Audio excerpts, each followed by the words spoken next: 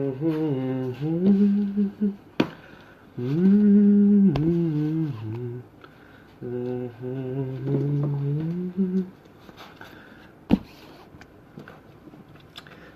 personne.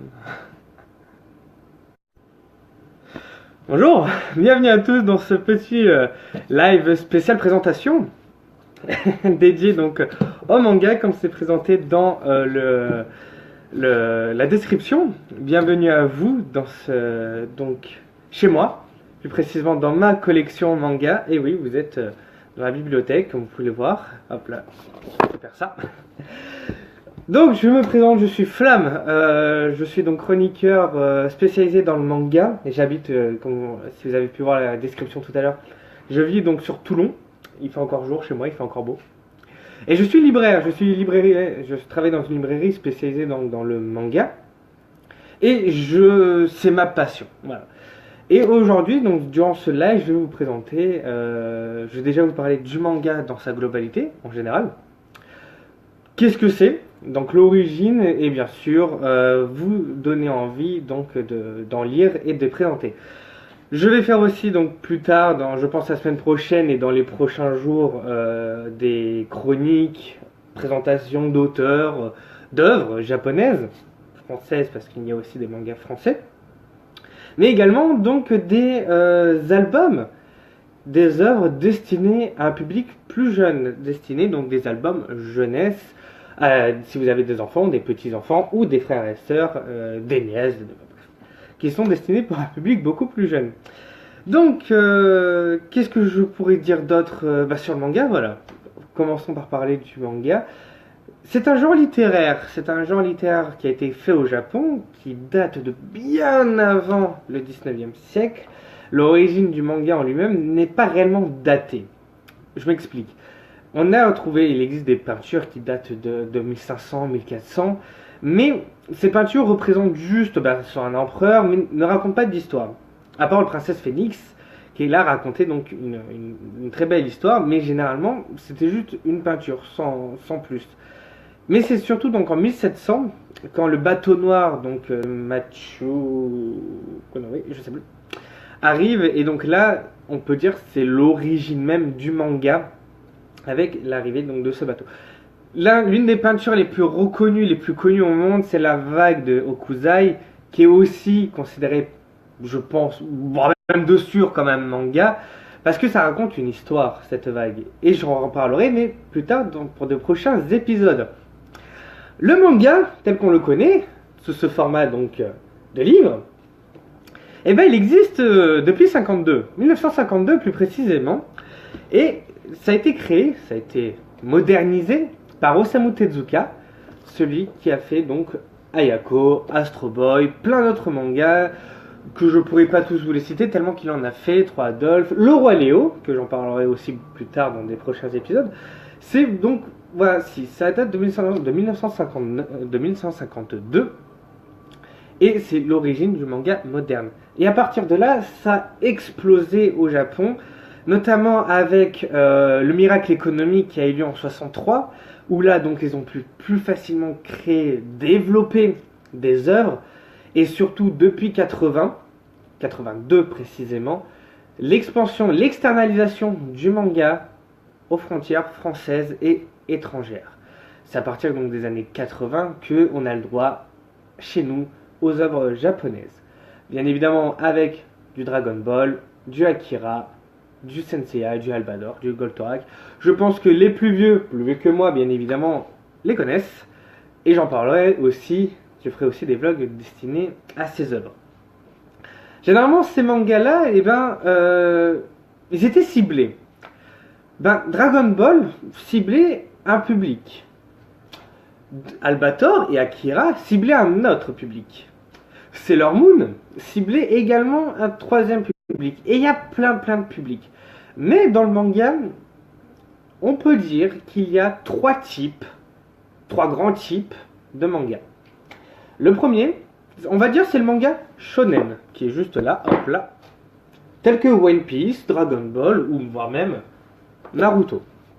Ce sont les types qui sont les plus reconnus dans le monde, notamment dans le manga. Qu'est-ce que c'est que ces types? Eh ben, c'est donc le shonen. C'est généralement des histoires destinées pour un public de 10 ans. Adapté, la cible, ce sont des garçons. Shonen veut dire jeune garçon en japonais. C'est public, donc on va suivre une histoire. Un jeune garçon rêve de partir à l'aventure, a un rêve et va tout faire pour réaliser donc ce rêve. Et il va rencontrer des ennemis, il va rencontrer des amis, il va se battre pour le pouvoir de l'amitié. Le type shonen, ça permet aux enfants donc de rêver. One Piece parle du voyage. Naruto parle du dépassement de soi et du rêve. Fairy Tail de l'amitié, de la famille. Ce type de manga donc donne l'impression aux enfants donc de rêver, des sortes de super-héros où ils se disent il va au-delà de ses limites, il va tout faire pour accomplir son rêve. Donc moi aussi je peux le faire. Je pense être un bon exemple, mais j'en reviendrai une autre fois. On a ensuite donc le type shoujo. Là, je vais pas faire de dessin. Le shoujo, c'est pour filles. On peut rentrer dans les clichés, mais bon, je pense que beaucoup de mangas vivent de ces clichés. Le shoujo, c'est rose, c'est mignon, c'est de l'amour, une jeune fille, donc on suit généralement l'héroïne. Elle est toute kawaii, donc mignon japonais. Elle est amoureuse du garçon, mais elle a des difficultés, et donc, généralement, c'est que ça. J'appuie bien sur le mot généralement. Car il existe des shoujo qui sont complètement différents, qui sont d'une force, d'une morale autre que oh là là, est-ce qu'il m'aime? Non, loin de là. Je peux vous citer des mangas tels que Fleurs millénaires, qui sont donc des séries où il y a de la politique, il y a des combats, il y a une histoire d'amour mais construite ou pas en mode est-ce qu'il m'aime? Non, je l'aime, nanana. C'est vraiment un amour impossible. Dans ce type de shoujo. Vous avez des jeunes filles, si vous avez donc des filles à la maison, votre fille, votre petite fille, votre sœur qui aime justement les mangas, généralement vous allez avoir donc elle va aimer le shoujo. Mais il s'avère, et je peux en faire part de mon expérience, que les jeunes filles lisent de plus en plus de shonen. Beaucoup de jeunes filles donc qui sont fans de manga vont plus s'intéresser à des histoires telles que One Piece ou telles que Naruto qui sont destinées généralement aux adultes, aux garçons adolescents, pardon. Maintenant, on existe donc le troisième type, je vais dire que c'est mon type préféré de manga, c'est le seinen. Cette fois-ci, on peut le traduire comme jeune adulte ou adolescent, mais assez avancé dans l'âge. Le seinen, c'est tout ce qui est interdit. C'est très simple. Vous avez tout dans le seinen. Je pense que c'est la base du manga où on trouve vraiment de tout. De la fantaisie, des histoires réalistes, de la politique, de la philosophie, du psychologique et voire même du pornographique. Mais il faut se dire qu'il y a des seinen qui peuvent être lus pour un public, je dirais, de 10 ans. Je mets bien entre parenthèses 10 ans. Et encore, je peux en citer quelques-uns. Tous les seinen ne sont pas des mangas trop violents. Il en existe énormément. Pour ceux qui justement ne connaissent pas le genre manga et pour eux pensent que c'est violent, et le seinen, on va aller voir. Merci. Le seinen, on va voir donc ce type-là.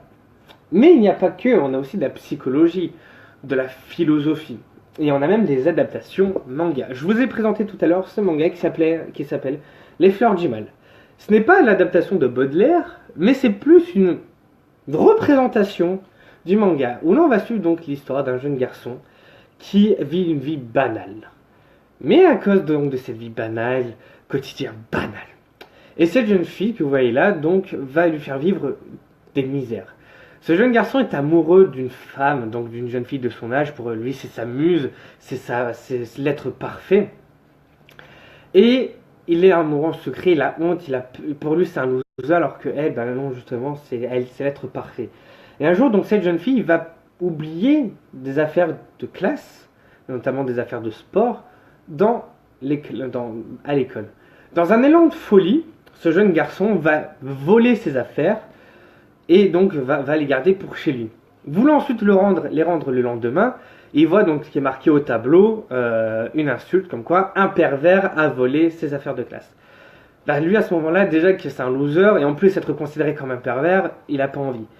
Pensant être seul, n'ayant pas vu, que personne ne l'ait vu, il décide donc de brûler les affaires. Sauf que cette jeune fille a tout vu.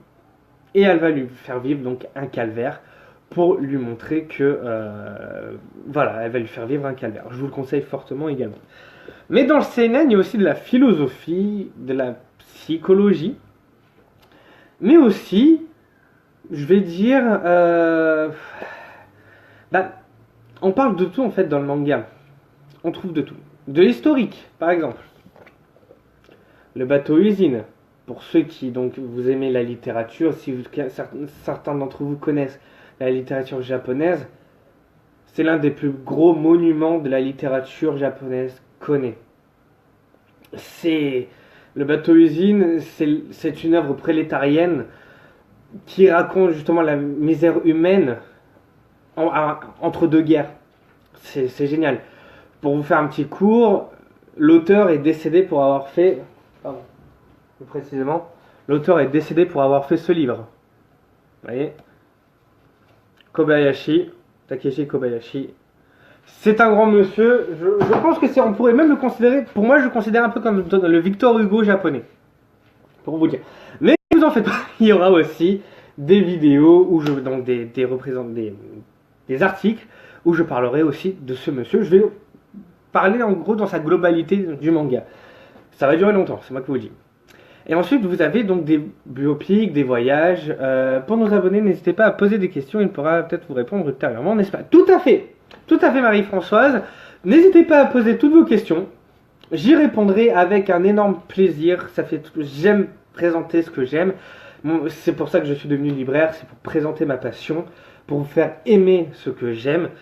Il y a beaucoup de choses, beaucoup de dilemmes en soi. C'est très difficile pour certains, pour certains mangas de les présenter. Mais n'hésitez pas à poser des questions. C'est un réel plaisir de vous informer, de vous les présenter. Si ça me permet donc de vous donner, pour ceux qui ont une mauvaise image justement du manga, vous donner une image, meilleure image du manga, c'est avec un grand plaisir. Je pense que je vais faire à peu près le tour de ce qui existe en manga. Je vais pas tout vous montrer dans ma collection parce que on n'en a pas fini. Pour vous donner un exemple, j'ai presque 2000 volumes, j'ai 2000 mangas comme ceci. Ouais, je suis un fou. Ah ouais, je suis un taré. Mais ça va être un énorme plaisir de vous présenter, je pense, dans la globalité de toutes les œuvres que je possède. Je vais vous présenter aussi des auteurs, des animations, des films. Voilà, je vais vous présenter énormément de choses sur le manga et sur les albums. Pour vous dire donc que les mangas, ce n'est pas que destiné pour les enfants et ce n'est pas que de la violence. J'ai aussi des œuvres, donc si je peux vous en présenter encore un dernier. Arte. Pour ceux qui connaissent, qui a eu un énorme succès au moment de sa parution, vous savez de quoi ça parle. Et ce manga-là parle de la peinture, mais plus précisément de la place de la femme dans la société actuelle. Je m'explique. On va suivre donc en pleine Renaissance italienne, Arte, cette jeune femme que vous voyez, et donc veut devenir artiste peintre. Elle a un énorme talent. Le problème, c'est que c'est une femme. Et là, elle va essayer donc de trouver donc un artiste peintre, un maître de peintre pour l'aider dans son apprentissage. Le souci, encore une fois, c'est que c'est une femme. Ce manga met en cause donc la place de la femme dans la société. À l'époque, donc en pleine Renaissance, on compare donc. Est-ce que les femmes ont autant de liberté de nos jours et à l'époque? C'est la problématique que se pose ce manga. C'est un manga très intelligent. Il y a en plus pas mal d'humour, et c'est surtout le combat d'une femme pour réaliser son rêve. Malgré les préjugés, malgré le sexisme, malgré les différences, elle va tout faire pour réaliser son projet. Hop là. Vous voyez à peu près, je dois carrément être sur la pointe des pieds pour récupérer des mangas qui sont en hauteur. Faut le faire quand même. Limite, je devrais sauter pour récupérer un manga. Donc voilà. Je pense que ça fait combien de temps à peu près qu'il dure ce petit live? Bon, il dure 15 minutes. Je pense que ça va être la longueur que je ferai, que dureront ces petites interviews, ces petits lives, ces petites vidéos. Bien sûr, j'en referai d'autres. N'hésitez pas à dire si ça vous plaît. Généralement, c'est facile, un pouce bleu, un commentaire, c'est ce qu'il y a de mieux, ça fait toujours plaisir. Voilà, je regarde si j'ai d'autres choses à vous dire. Non, je pense que je me suis bien présenté, je me le refais. Je suis Flamme, spécialisé dans le manga et la bande dessinée. Fan depuis presque 15 ans. Comme vous pouvez le voir, ma maison est envahie. Et c'est pas fini. Merci à vous d'avoir suivi ce live, j'espère qu'il vous a plu. Encore une fois, n'hésitez pas à commenter et à aimer. C'est facile, ça fait énormément ça fait toujours plaisir de voir donc les résultats. Ça vous coûte rien et ça vous coûte rien à vous, mais ça coûte énormément pour moi. Merci à vous d'avoir suivi ce live et je vous dis donc à bientôt. Ciao ciao.